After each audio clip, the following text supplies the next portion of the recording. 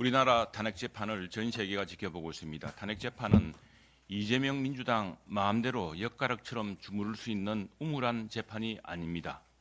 적법 절차, 절차적 정의와 실체적 진실을 함께 판단하여 대한민국 민주주의 회복 탄력성을 전 세계에 보여줘야 하는 역사적 재판입니다. 절차적 정의, 적법 절차에 따라 이루어져야 할 탄핵 재판을 이처럼 혼란스럽게 만든 주범은 바로 이재명 민주당입니다.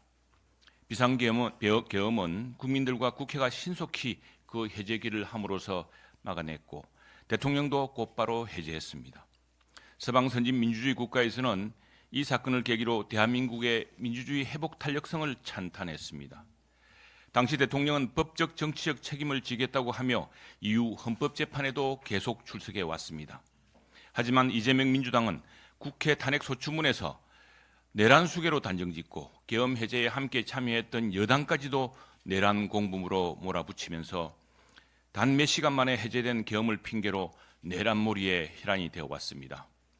정작 헌법재판소에서는 내란 수괴와 내란죄 혐의 소추 내용을 철회하고도 이재명 민주당은 국회의원 전원, 민노총 등과 함께 헌법재판소에 내란 수괴를 파면하라고 억지 겁박을 하고 있습니다.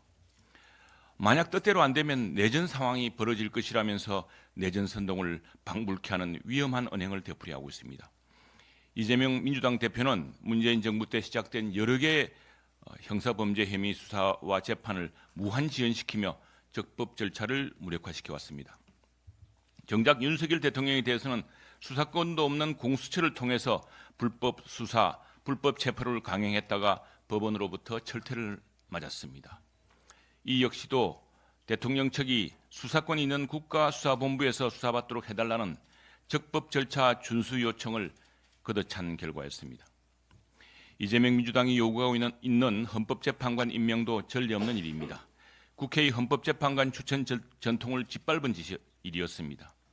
국회가 추천 의결하는 3명의 재판관은 여야 각 1명, 나머지 1명은 여야 합의에 따라 함에도 이를 무시했습니다.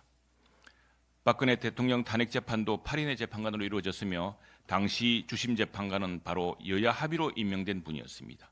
그 주심 재판관이 이번 탄핵 재판의 절차적 정의 문제를 제기하고 있습니다. 헌법재판, 형사재판이 이재명 민주당의 마음대로 좌지우지 된다면 대한민국은 더 이상 민주주의 국가가 아닙니다.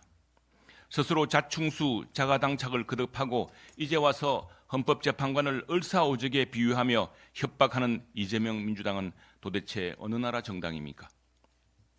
헌법재판소는 이재명 민주당의 집단 협박에도 굴하지 않고 대한민국 민주주의를 전 세계에 과시할 역사적 결정에 만전을 기해야 합니다. 그리고 이재명 민주당은 즉각 헌재 겁박을 멈춰야 합니다. 대신 문재인 정부 때 시작한 수사와 재판을 주렁주렁 달고 사법부의 판단을 가로막고 있는 이재명 대표는 1심, 2심이 엇갈린 대법원 판결을 재빨리 끝내달라고 자청해야 할 것입니다.